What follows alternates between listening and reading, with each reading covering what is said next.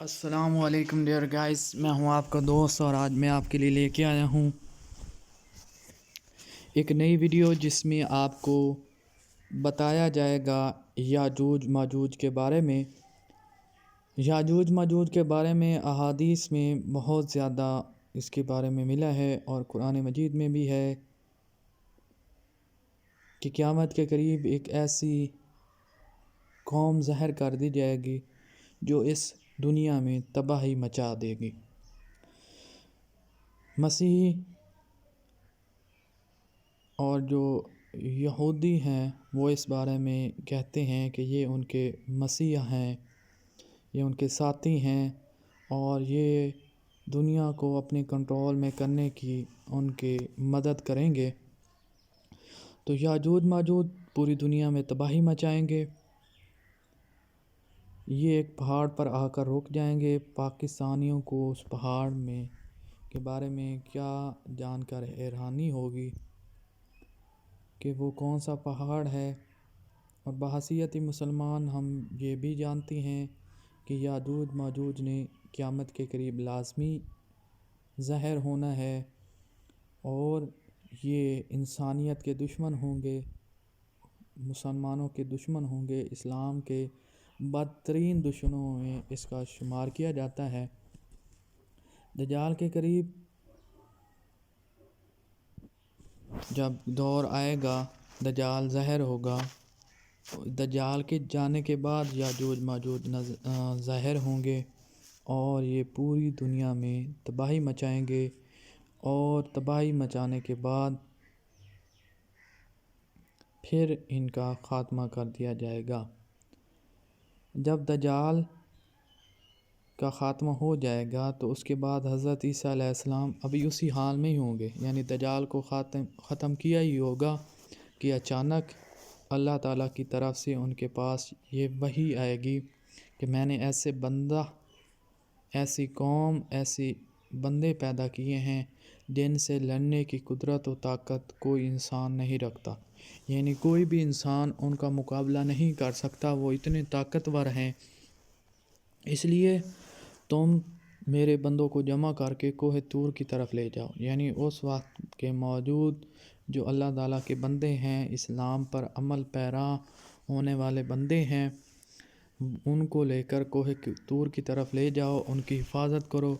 پھر اللہ تعالیٰ یاجوج ماجوج کو ظاہر کرے گا جو ہر بلند زمینوں کو پھلانگتے ہوئے اتریں گے اور دوڑیں گے، یعنی یاجوج ماجوج کے پاس اتنی طاقت ہوگی کہ دنیا کی کوئی بلندی، کوئی پستی ان کے راستے میں رکاوٹ نہیں بن سکے گی، دنیا کا کوئی پانی، کوئی سمندر ان کے راستے میں نہیں آ سکے گا۔ وہ ان کو پھلانگتے دوڑے چلے جائیں گے اور پوری دنیا میں ایسے تباہی مچائیں گے کہ ہر طرف خون کا خون ہی ہوگا، خون کی ندیاں بہتی ہوں گی۔ تو یاجوج ماجوج کے بارے میں ہے کہ وہ اتنی طاقتور قوم ہے اور اتنی کثیر تعداد میں ہوگی، ان کی تعداد اتنی زیادہ ہوگی کہ جب ان کی سب سے پہلی جماعت بحر طبریہ سے گزرے گی تو اس کا سارا پانی پی جائے گی۔ پھر جب اس کے بعد جو جماعتیں آئیں گی، ان کے آنے والی بعد جو جماعت ہے وہاں سے گزرے گی تو وہ بحر طبریہ کو خالی دیکھ کر کہے گے اس میں بھی کبھی پانی تھا۔ تو اتنے طاقتور ہوں گے یاجوج ماجوج کہ وہ پورے پانی کو پی لیں گے۔ پانی پینے کے بعد پانی کا ایسا وہاں سے خاتمہ ہو جائے گا کہ بعد میں آنے والی جماعت صرف یہ کہہ سکے گی کہ یہاں پہ کبھی پانی ہوا کرتا تھا۔ اس کے بعد یاجوج ماجوج آگے بڑھیں گے یہاں تک کہ جبل خمر تک پہنچ جائیں گے۔ یہ ایک ایسا پہاڑ ہے جو بیت المقدس کے ساتھ موجود ہے، یعنی بیت المقدس کا ایک پہاڑ ہے۔ اس تک پہنچنے کے بعد وہ ظلم و غارت گری، اذیت رسانی اور لوگوں کو پکڑنے، قید کرنے، مارنے میں مشغول ہو جائیں گے۔ اس کے بعد وہ دنیا میں پھیل جائیں گے اور دنیا میں لوگوں کو قید کرنا، مارنا، ان کو تکلیف پہنچانی، ان کو اذیت پہنچانی، ظلم و غارت گری کرنا، ان کو مارنا یہ سب کریں گے، اور پھر کہیں گے کہ ہم نے زمین والوں کو تو ختم کر دیا ہے، چلو آسمان والوں کا خاتمہ کر دیں، نعوذ باللہ۔ چنانچہ وہ آسمان کی طرف اپنے تیر پھینکیں گے اور اللہ تعالیٰ ان کے تیروں کو خون آلودہ کر کے لوٹا دے گا، تاکہ وہ اس بھرم میں رہیں کہ ہمارے تیر وقتاً آسمان والوں کا کام تمام کر کے واپس آئے ہیں۔ یاجوج ماجوج جب زمین پر تباہی مچا چکا ہوگا، یعنی زمین پر انسانیت کا خاتمہ کر چکا ہوگا، زمین والوں کو ختم کر چکا ہوگا، تو پھر وہ کہے گا کہ میں نے آسمان والوں کو ختم کرنا ہے، کیونکہ مجھ میں اتنی طاقت ہے۔ تو وہ آسمان کی طرف جو ہے وہ تیر پھینکے گا، وہ تیر خون آلودہ ہو کر آئیں گے، تو اللہ تعالیٰ ان کو خون آلودہ کر کے بھیجے گا تاکہ وہ اس بھرم میں رہیں، وہ اس امید میں رہیں کہ ہم نے وہی کیا جو ہم چاہتے تھے۔ گویا اللہ تعالیٰ کی طرف سے انہیں ڈھیل دی جائے گی، اور یہ احتمال بھی کیا جاتا ہے کہ وہ تیر جو یاجوج ماجوج آسمان کی طرف پھینکیں گے، وہ تیر فضا میں پرندوں کو لگیں گے، اور ان کو لگنے کے بعد انہی کے خون سے آلودہ ہو کر وہ تیر زمین پر دوبارہ واپس آئیں گے، اور یہ ان کو وہم رہے گا کہ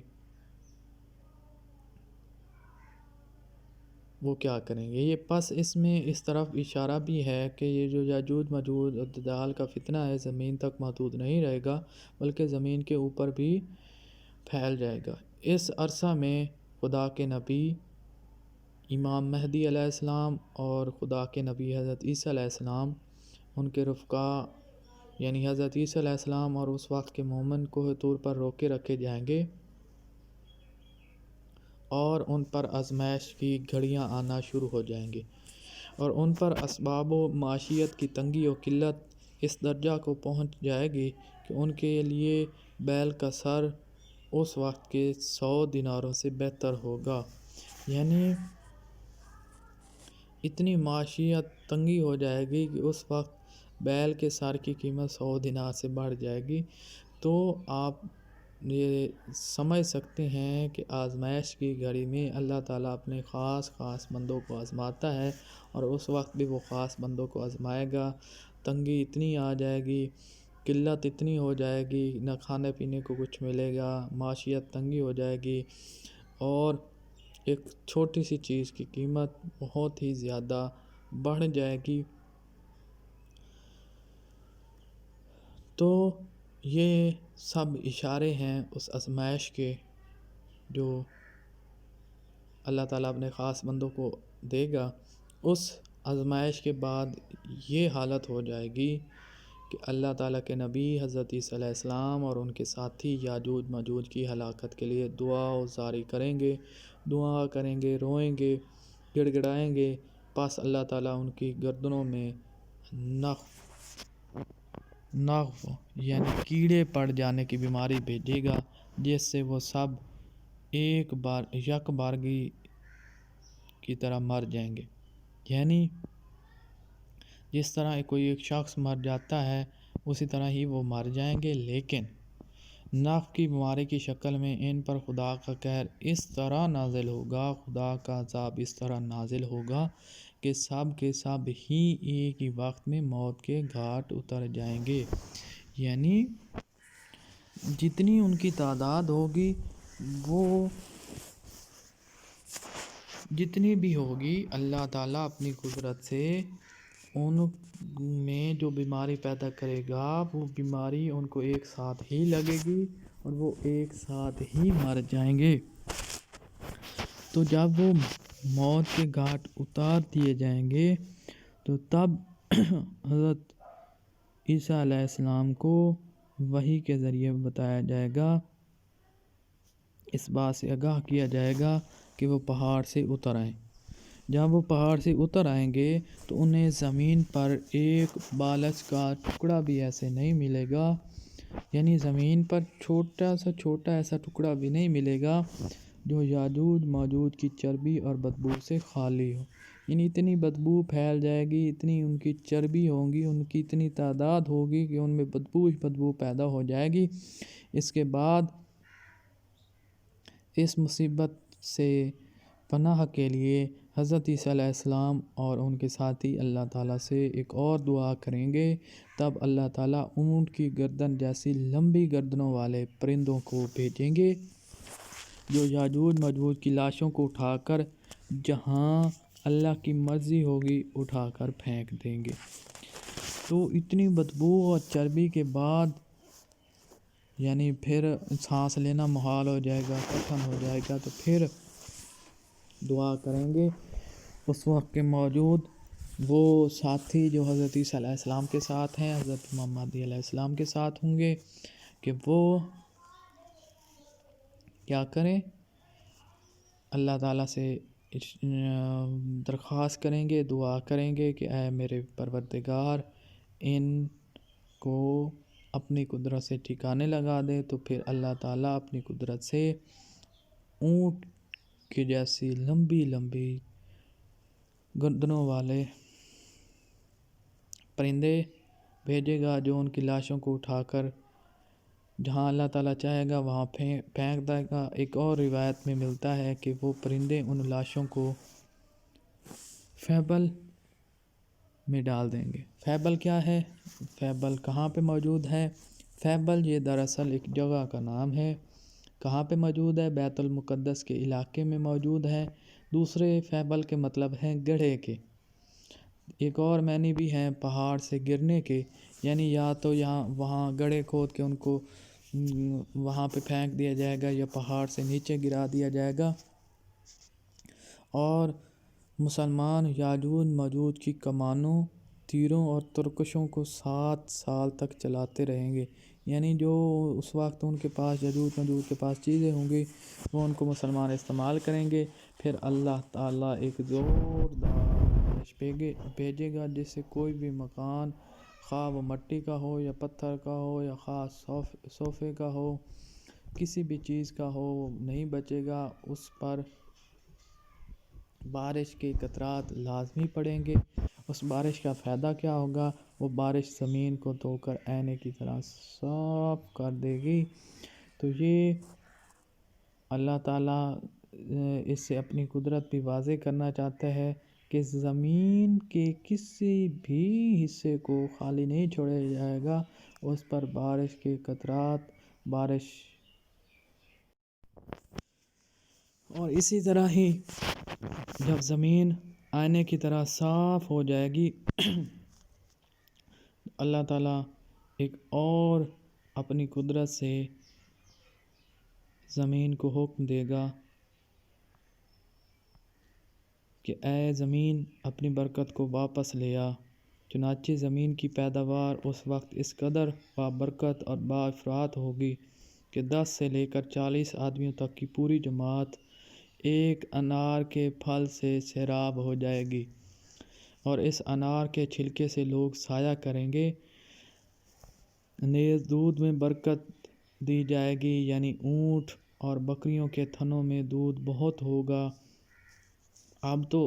اونٹ اور یعنی جو اونٹنی ہیں اور بکریاں ہیں اور جب بھیڑیں ہیں ان کے دودھ جو ہیں وہ لوگ کم ہی استعمال کرتے ہیں، تھوڑا سا دودھ ہوتا ہے، لیکن اس وقت جب اللہ تعالیٰ کے حکم سے یہ زمین کی پیداوار بابرکت اور بافرات ہو جائے گی تو دودھ دینے والی ایک اونٹنی لوگوں کی ایک بہت بڑی جماعت کے لیے کافی ہوگی۔ یعنی وہ اتنا دودھ دینا شروع ہو جائیں گے کہ ایک بہت بڑی جماعت جو